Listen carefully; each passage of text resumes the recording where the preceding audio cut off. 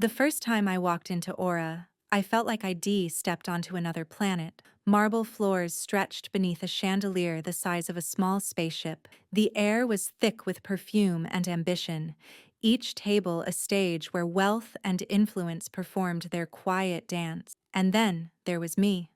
Alex Carter, junior graphic designer, in a suit I'd saved for months to buy, standing before a hostess who seemed to weigh every fiber of my being against some invisible, cruel scale. Her name tag said Beatrice. Her look said, "You don't belong here. I have a reservation," I said, trying to keep my voice steady, "for Alex Carter. Table for two." Beatrice didn't look at her screen.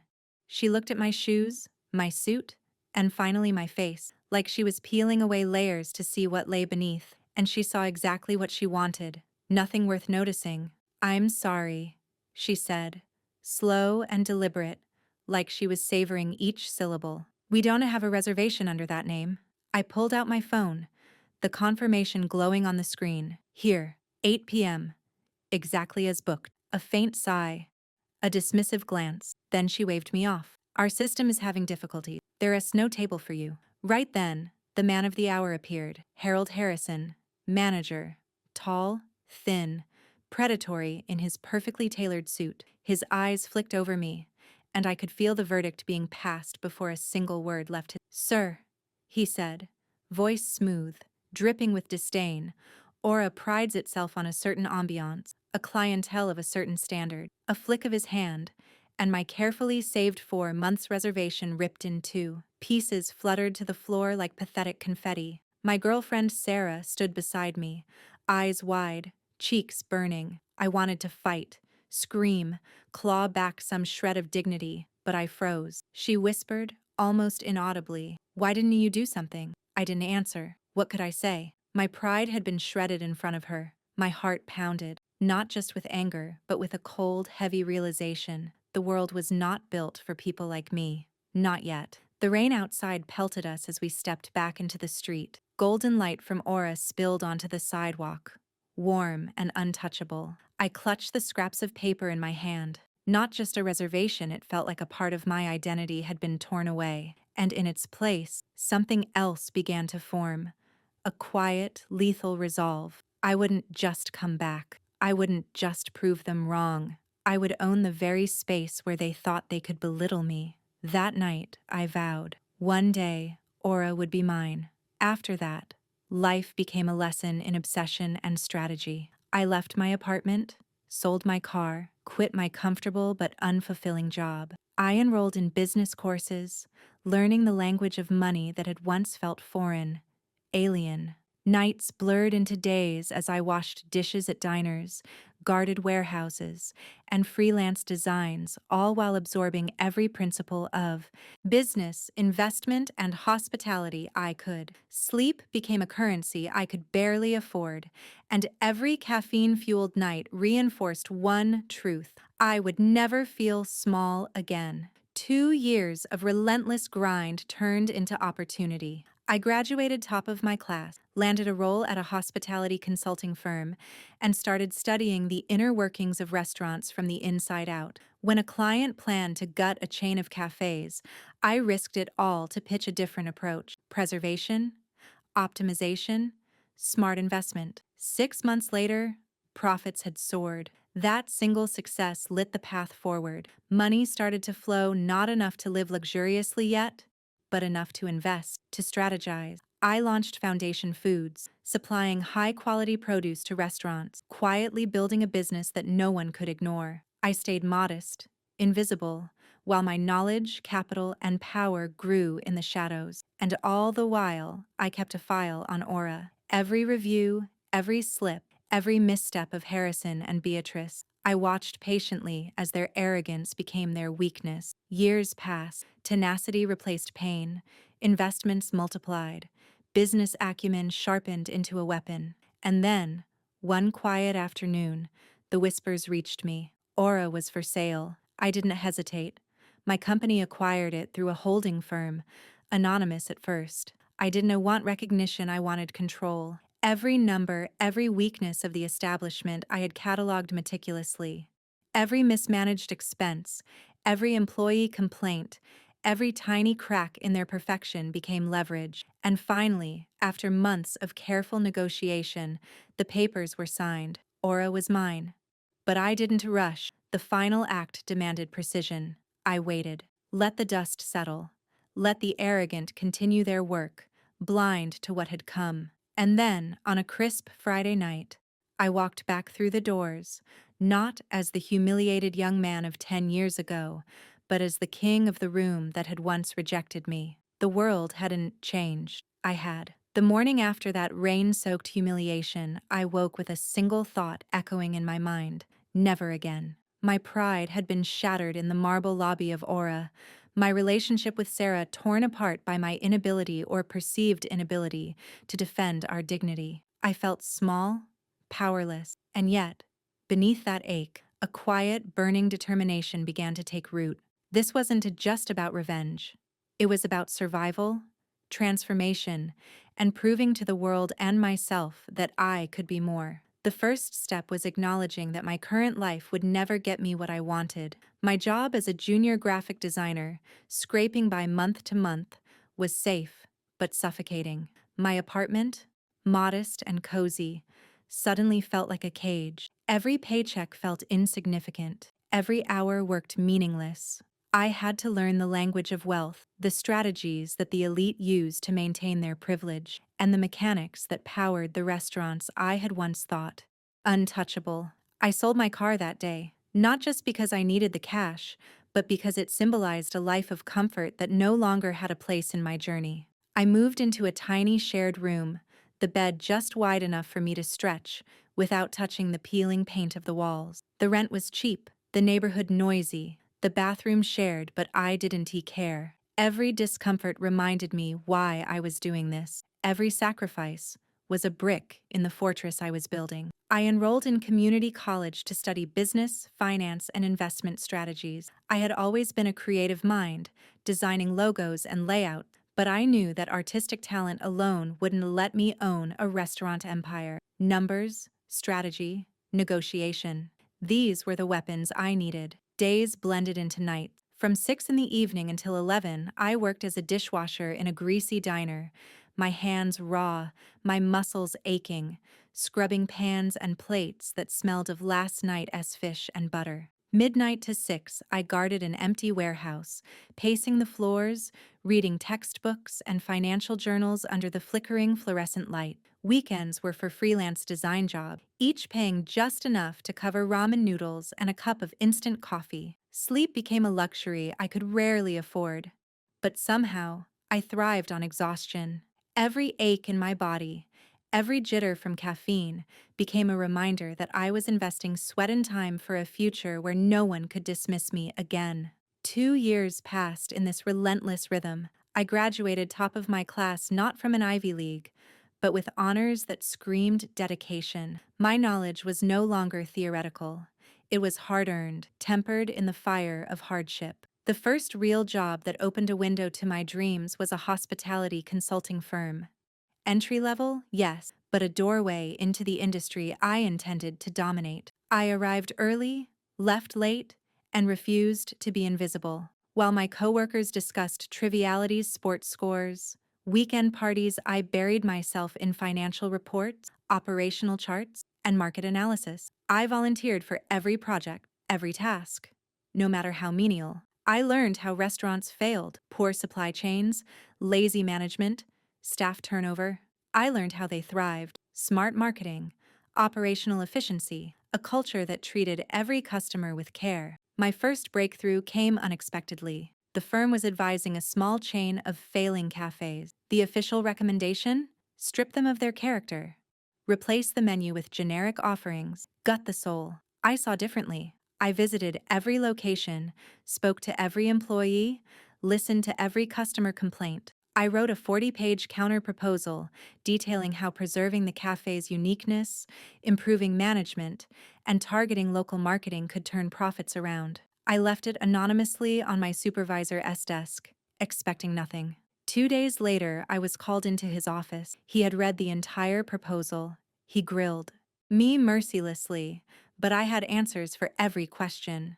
My ideas, my research, my vision, they couldn't be ignored. I was put on the project team. 6 months later, those cafes' profits rose by 40. My first taste of success was intoxicating, not because of the money, but because I had transformed knowledge into action, strategy into result. That small victory ignited a chain reaction.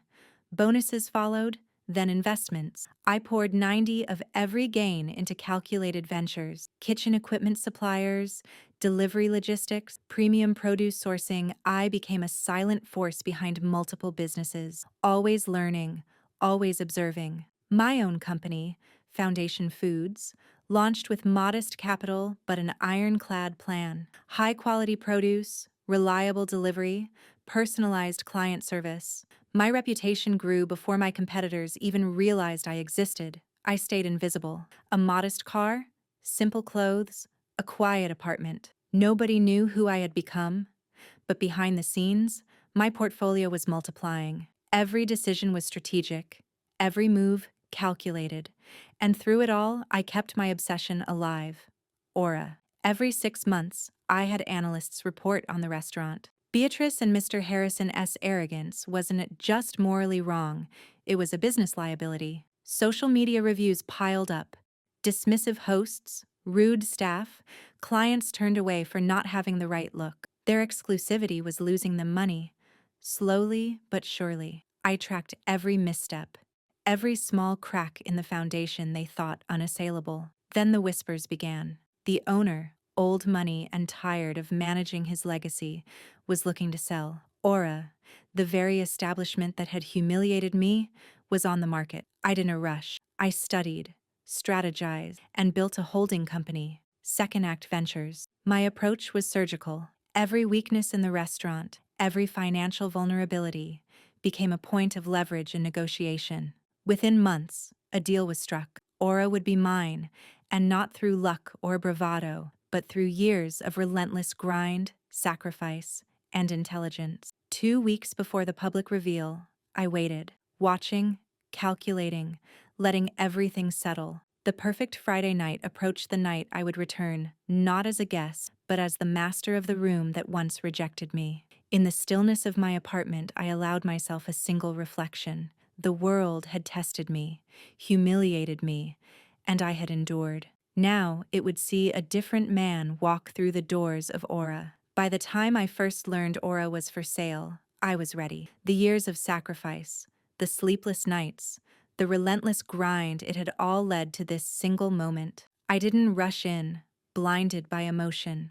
I approached with the cold precision of a chess player, moving pieces invisibly across a board that no one else realized existed. I formed a holding company, Second Act Ventures, the name itself a quiet promise. Life always gives you a second chance if you are willing to take it. Nobody knew I was behind it. I didn't need recognition. I needed control. Control over the very space where my dignity had been ripped away a decade ago. The restaurant world is full of people who assume money alone is power. They forget that knowledge is power, and patience is a weapon. I dug deep. My team of analysts combed through Aura's financial statements, employee records, and supply chain agreements. Social media reviews, press articles, insider whispers, all became intelligence reports. I learned every vulnerability, every small crack in their polished facade. Harrison and Beatrice, they were liabilities. Their arrogance wasn't just distasteful, it was costing the restaurant tens of thousands annually. Customers were turned away, staff morale was low, and social media had begun to turn against them. The more I learned, the more I realized how fragile Aura really was. The negotiation began.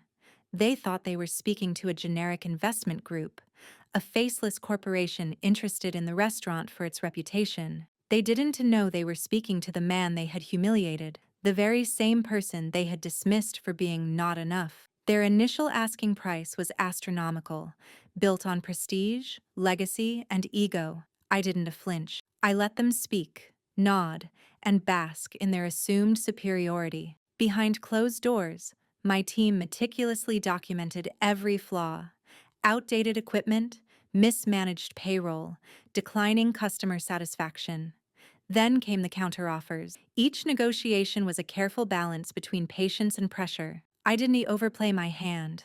I let them make mistakes, talk themselves into corners, and they did every single time. 10 years of observation had taught me something invaluable. Hubris is always a liability. Weeks passed. Every phone call, every email, every meeting was a move in a delicate dance. I studied the owner's temperament, his reluctance to deal with the staff's arrogance, his fatigue at maintaining an empire he had inherited rather than built. I knew exactly when to push and when to hold back. Finally, after 3 months of meticulous maneuvering, the deal was struck. The papers were signed. Aura was mine not through luck, not through a showy display of wealth, but through relentless preparation, strategy, and discipline. The moment I held the signed contract in my hand, a quiet satisfaction washed over me.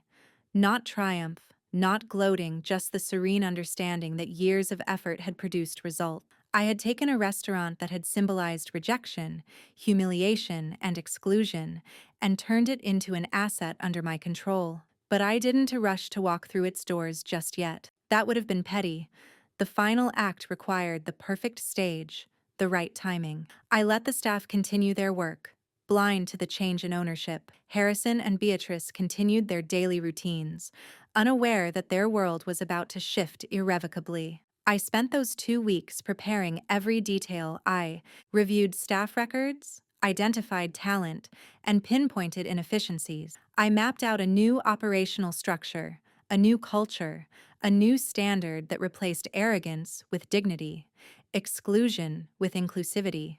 This wasn't just revenge, it was transformation.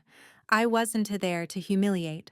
I was there to rebuild. The night of my return, everything had to be perfect. I wanted the stage set, the moment orchestrated so that every glance, every reaction, every flicker of recognition would unfold exactly as it should. I didn't need a limousine or a flashy entrance. Subtlety was the ultimate weapon. I would walk in on my own 2 feet, just as I had walked out 10 years ago, and the contrast would speak louder than any word. I reviewed the plan repeatedly. Harrison and Beatrice were the first priorities. Their removal had to be handled professionally but decisively. Staff who had been overlooked, those who had talent but lacked recognition, would be elevated. The restaurant's reputation, carefully monitored and guided, would be restored and strengthened, but in a way that aligned with the principles I now valued: excellence, respect, and dignity. I rehearsed my entrance in my mind 1,000 times. Every step, every gesture,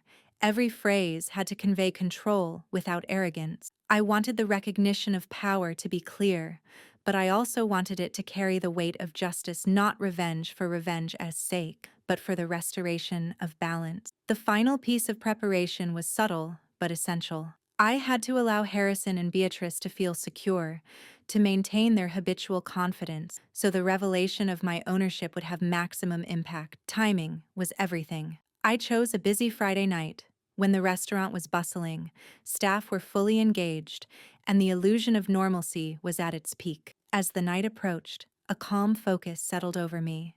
The rage and humiliation of 10 years ago had transformed into a quiet, controlled determination. I wasn't the man who had stood on the rain-slicked street, clutching 2 scraps of paper. I was the man who had spent a decade building knowledge, capital, and power with single-minded precision. I was the man who would step into Aura and shift the balance of power permanently. And yet, beneath that calm exterior, there was a thrill I couldn't suppress. The anticipation wasn't about gloating. It was about justice measured, deliberate, and absolute. The final act was almost here. The stage was set. All that remained was to step forward and claim what had been denied to me so long ago. When I finally opened the door, it would be as the owner. Not a guest, not a supplicant, not a man judged by the cut of his suit or the size of his wallet, but as the one who controlled the very room that had once denied me entry. The past and present would collide. The humiliation, the years of effort, the quiet, unrelenting grind, they would all converge in a single, defining moment. And in that moment, nothing would ever be the same. The night I stepped onto the sidewalk outside Aura, everything felt familiar, yet irrevocably changed. The golden glow spilling from the massive windows, the marble floors I had once felt too small for, the chandelier that had hung over me like an unspoken judgment, and the heavy oak doors, the same ones that had once closed on my humiliation, now awaiting my return. But this time, I wasn't the man they had seen 10 years ago. Gone was the anxious, hopeful figure clutching two torn scraps of paper. I had been replaced by someone forged in patience, grit, and relentless ambition. My charcoal suit was understated, elegant, custom-tailored, a silent statement that spoke volumes without shouting. I didn't arrive in a flashy car. No limo. No entourage. I wanted to walk in like I had walked out, on my own terms. Every step deliberate, every breath controlled. My heart was calm, steady, a stark contrast to the storm of anticipation thrumming beneath it. The hostess podium gleamed under the soft chandelier light. A young woman stood there, professional and polite. "Good evening, sir. Do you have a reservation?" she asked, her smile warm, genuine. I shook my head. "No reservation. I'd like to speak with Mr. Harrison, the general manager." Her eyes flicked briefly to a monitor, then back to me. "He is expecting you?" "I believe so," I replied, a faint smile tracing my lips. Moments later, Harold Harrison emerged from the back office. Time had not been kind. His hair had thinned, and gray streaks framed his temples. Lines etched around his eyes spoke of years managing an empire he no longer fully controlled. He scanned me quickly, sizing me up as another affluent customer, but recognition didn't strike him immediately. "Good evening," he said, voice smooth but carrying the familiar condescension. "How may I assist you?" "Mr. Harrison," I began, quiet but precise. "It has been a long time." He tilted his head, confusion flickering across his features. "I am afraid you have me at a disadvantage." "Alex Carter," I said, letting my name hang in the air. 10 years ago. A rainy night. A reservation for two. You tore it in half. Right on this floor. The subtle change was instant. Recognition sparked in his eyes, quickly masked by professional composure. His breath caught, a faint tremor betraying his confidence. Then Beatrice appeared, emerging from the dining room. Her sharp gaze landed on me instantly. Unlike Harrison, she recognized me immediately. Her mouth fell open slightly, a silent O of shock escaping her lips. "You," she breathed, the word barely leaving her throat. I confirmed, my gaze calm and controlled. I watched as her eyes scanned me, taking in the tailored suit, the watch, the confident posture. This time she saw authority, presence, and success, not a man she could dismiss. Harrison's realization followed. His face paled as the pieces clicked together. "Wait, what are you? This isn't possible," he stammered, voice shaking. "Am I?" replied softly. Then I gestured toward the door. My lawyer stepped forward, briefcase in hand. With deliberate care, he produced a single document, the final deed of sale. Harrison's hands trembled as he took it, scanning the page. And there it was, unmistakable. Alex Carter, sole proprietor and chairman. The shift was instantaneous. The arrogance that had once defined them evaporated. In its place was disbelief, fear, and finally, a hollow understanding. "So," I said, my voice calm but carrying weight, "I am here for a staff meeting.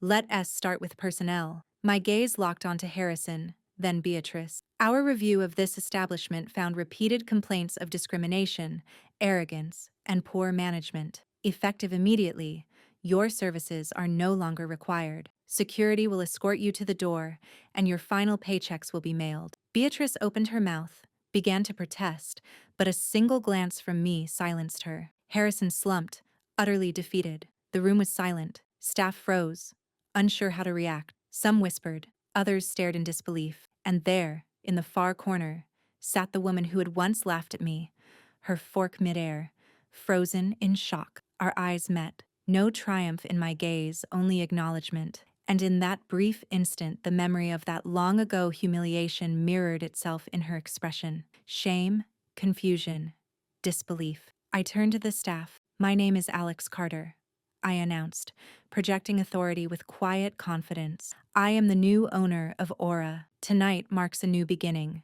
The name stays, but the soul is reborn. From now on, no one will be judged by wealth, clothing, or social status. Our only standard is excellence, and excellence begins with treating every guest with dignity. A young waiter, Marco, caught my attention. He had been overlooked for years, talented yet passed over. "Marco," I called, "you've consistently been the best waiter in this city. As of Monday, you'll be our new general manager. Let us talk about what Aura can become." Shock rippled through the room. Murmurs of disbelief mingled with cautious excitement. It was the sound of a culture shifting, of toxicity breaking apart, of opportunity emerging from years of stagnation. I addressed the remaining staff. "We will train. We will learn. We will redefine what this restaurant represents. No longer will arrogance or exclusivity define Aura. Excellence, respect, and dedication will. Every decision, every interaction, every service will reflect that commitment." And then, I allowed myself a small private moment of satisfaction, not for revenge, not for humiliation, but for justice served through transformation. 10 years of patience, planning, and perseverance had culminated in this instant. The room, once cold and intimidating, now felt alive. The staff looked at me not as a threat, but as a leader. And as I scanned the room, I realized something profound. I hadn't just reclaimed a restaurant. I had reclaimed power, dignity, and the narrative of my life. Aura had been a symbol of exclusion. Tonight, it became a beacon of opportunity, and I, Alex Carter, would ensure that every person who walked through its doors would be treated with the respect every human being deserves.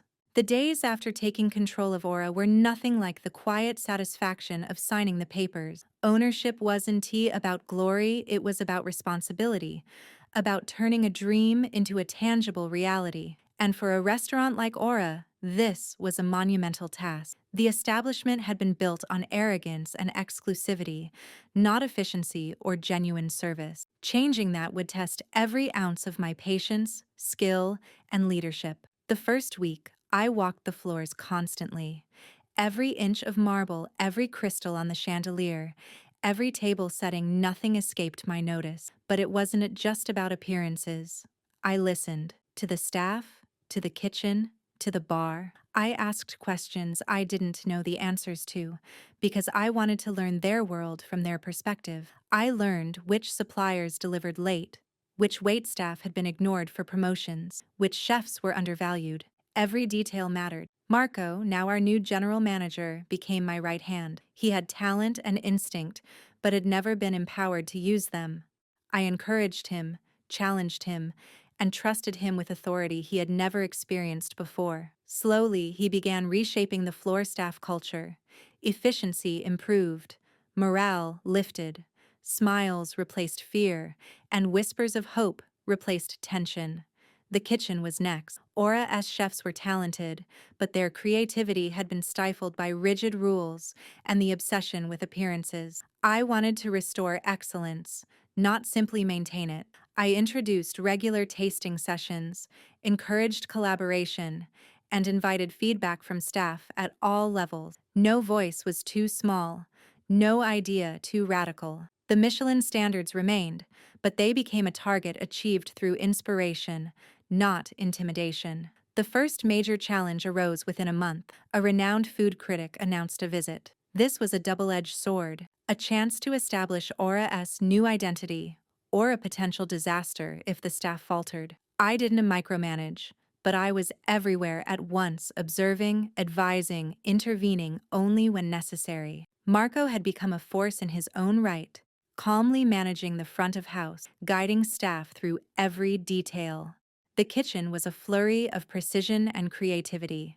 The critic arrived, dressed impeccably, expecting the usual Aura arrogance. Instead, they were met with warmth, professionalism, and a menu that felt alive. Every dish told a story of care and craftsmanship. Every waiter was attentive but not intrusive. Every guest felt noticed, respected, and valued. By the time the critic left, they were not just impressed, they were transformed. When the review hit the papers, it praised Aura as a reborn icon, where elegance meets humanity. That was exactly what I had envisioned. But transformation wasn't only about success stories. Challenges kept coming. Some staff resisted the change, clinging to old habits of entitlement or dismissiveness. They had been rewarded for arrogance before, and now, suddenly, respect and accountability mattered. I had to make tough decisions.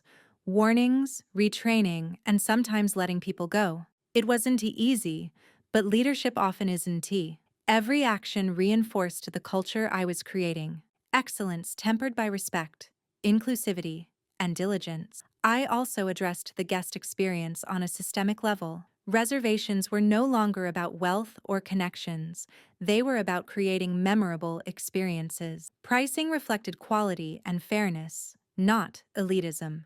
Menu transparency replaced secretive opulence. Customers left not just full, but uplifted, with a sense that Aura belonged to them as much as it belonged to the city's elite. Marketing had been another battlefield. Aura had relied on reputation and whispers. Now, we embraced social media and storytelling. We showcased the chefs, the staff, the local suppliers. We highlighted the personal stories of people who had been overlooked before, now thriving. The narrative was clear. Aura had evolved. It wasn't about excluding people, it was about excellence and humanity. Months passed, and Aura began to flourish in ways that surpassed even my expectations. Revenues soared, not just because of high-paying guests, but because loyalty had returned. Customers came back repeatedly, drawn by a culture that celebrated skill, courtesy, and passion. Staff turnover plummeted as employees felt respected,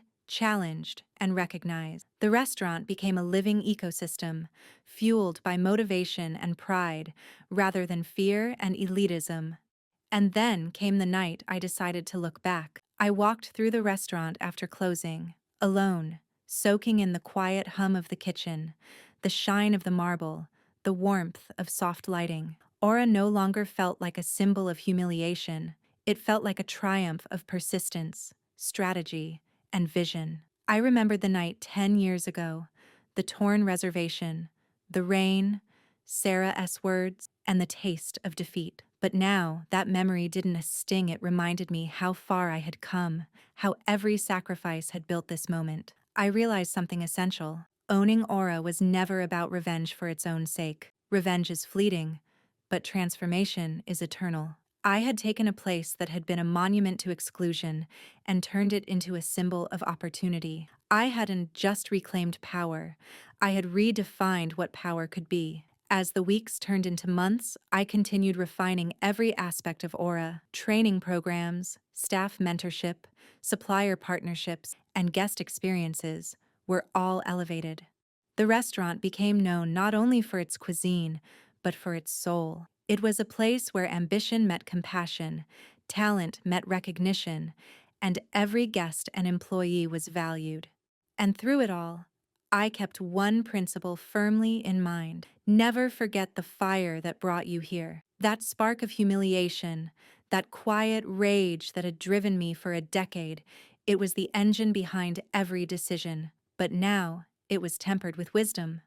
I wasn't just proving to others. I was proving to myself that resilience, strategy, and patience could create something far greater than vengeance. Aura had been born again, and so had I. The months turned into years, and Aura settled into its new rhythm.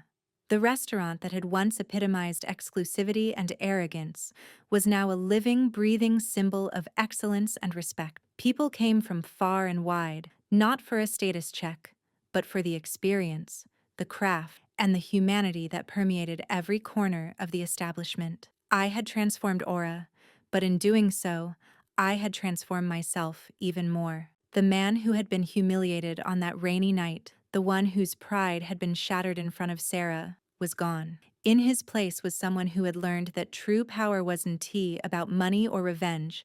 It was about vision, patience, and creating lasting impact. The final confrontation with Harrison and Beatrice had been a turning point, but it wasn't in the end. They had been removed, yes, but their legacy, the culture they had cultivated, had taken years to undo. Every decision I made, every training session, every operational change was designed to reinforce the new aura. I wanted to ensure that no one would ever feel the way I had felt that night, powerless, humiliated, and invisible. I spent countless hours mentoring my staff, sharing lessons I had learned through hardship and trial. Marco, now an exceptional general manager, had grown into his role with confidence and insight. He became a symbol of what could be achieved when talent was nurtured rather than ignored. Chefs, waitstaff, and even suppliers flourished under the new culture. We celebrated excellence wherever we found it, and the ripple effect was astonishing.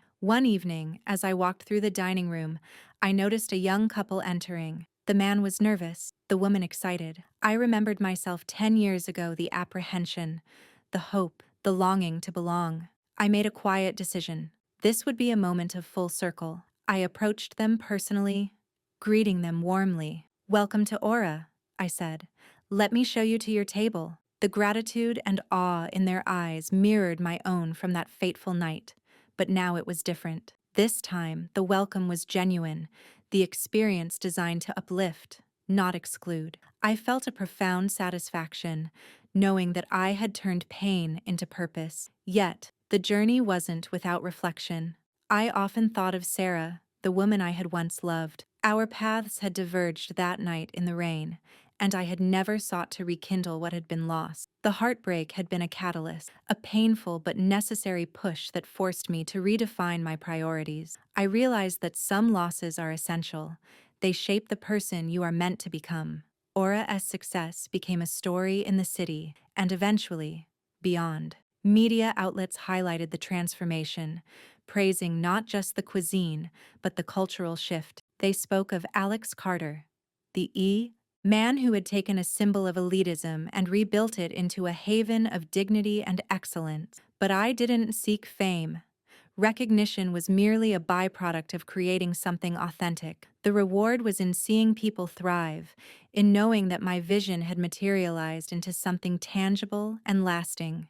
10 years ago, I had stood in the rain, staring at a restaurant that had denied me, a woman who had abandoned me, and a future that seemed bleak. Today, I stood inside the same restaurant, but nothing was the same. The walls, once echoing with arrogance, now resonated with laughter, conversation, and the clinking of glasses in genuine celebration. I had turned exclusion into inclusion, humiliation into empowerment, and rage into enduring purpose. And then there was the final subtle triumph. I walked past the table where the woman in pearls, the one who had laughed at me, had once sat. She was gone now, replaced by customers who were welcomed with warmth and dignity. I didn't feel triumph in the petty sense, no gloating, no satisfaction in revenge. Instead, I felt serenity. The circle had closed, Aura had been redeemed, and with it, I had redeemed a part of myself that had been wounded for far too long.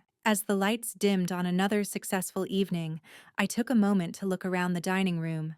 The staff moved with confidence, the chefs orchestrated their kitchen with precision and creativity, and the guests, our guests, were immersed in an experience that transcended food. Aura was alive, vibrant, and inclusive. Every detail reflected the values I had fought to instill: respect, excellence, and human dignity. I leaned against the polished marble, letting the hum of the restaurant wash over me. The memory of that rainy night, the torn reservation, and the bitter sting of rejection had long since transformed. They were no longer chains holding me back. They were the foundation of my journey. Every sacrifice, every late night, every moment of doubt had led to this, a living testament to resilience, vision, and the power of quiet determination. And finally, I understood the truth. The best revenge isn't confrontation. It isn't public humiliation or retaliation. True revenge, the kind that lasts, is building something better than the world that wronged you: a life, a legacy, a place where others are elevated instead of diminished. Aura had once been a symbol of exclusion. Now it was a beacon of opportunity. And I, Alex Carter, had transformed not only the restaurant but the story it told, proving that the quiet strength of perseverance and integrity could outlast any insult. The doors that had once closed on me now opened for everyone. Every person who walked through them would feel welcome, respected, and valued. The restaurant's soul had been reborn, and with it, a piece of me. Standing there, amidst the warmth, the light, and the hum of life, I whispered to myself, almost inaudibly, this is what it means to win. Not to humiliate, not to prove them wrong, but to create something better, something lasting, something that matters. And in that moment, I knew the journey was complete. The rain-soaked, humiliating night of 10 years ago had set the stage. The fire it ignited had forged me. And now, Aura wasn't just a restaurant. It was a symbol of triumph, transformation, and